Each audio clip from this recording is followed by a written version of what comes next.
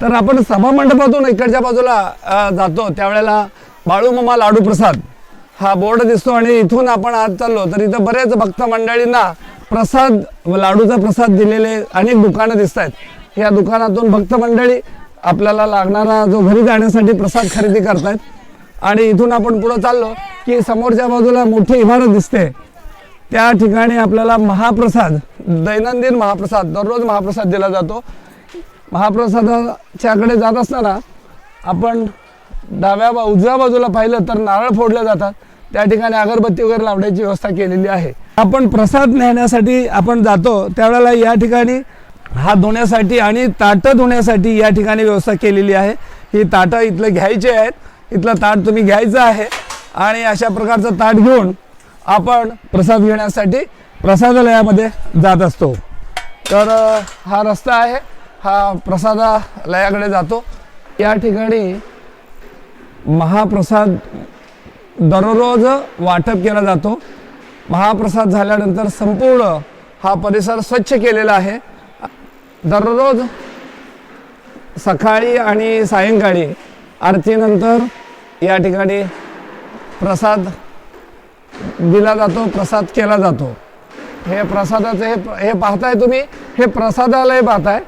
या ठिकाणी हे संपूर्ण खूप सुंदर व्यवस्था केलेली आहे। इथं स्वतः येतात, घेऊन जातात, स्वच्छता राखली जाते। अगदी थोड्या वेळापूर्वी पाहिलं असेल तर इथं खूप गर्दी होती, पण आता याचं व्यवस्थापन स्वच्छता चालू आहे आणि काही भक्त मंडळी हे संध्याकाळच्या महाप्रसादासाठी खुर्च्या व्यवस्थित ठेवण्याचं काम करतायत।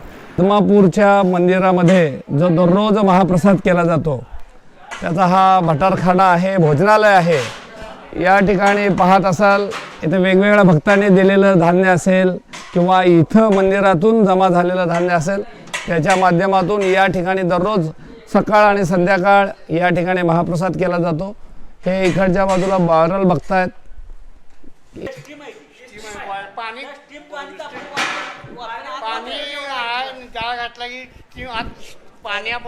वाफ तयार होते।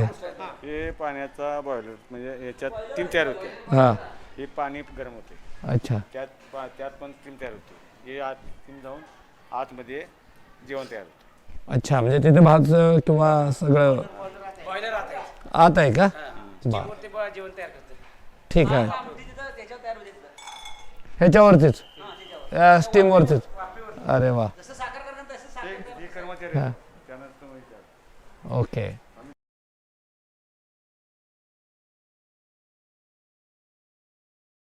या ठिकाणी आपला नेहमीचा मामांचा स्वयंपाक केला जातो।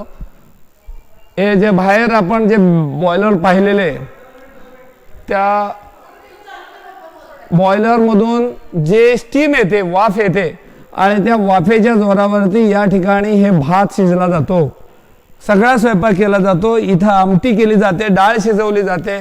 संपूर्ण स्वयंपाक ह्या स्टीमच्या वापराने, या स्टीममुळे जसं आपण रेल्वे धावते त्या पद्धतीनं इथं काही क्षणामध्ये त्या स्टीमच्या जोरावरती या ठिकाणी स्वयंपाक केला जातो, भात शिजवला जातो, इथं आमटी वगैरे केली जाते आणि कितीही भक्त कितीही गर्दी झाली तरी काही मिनिटामध्ये या ठिकाणी हा सगळा स्वयंपाक केला जातो।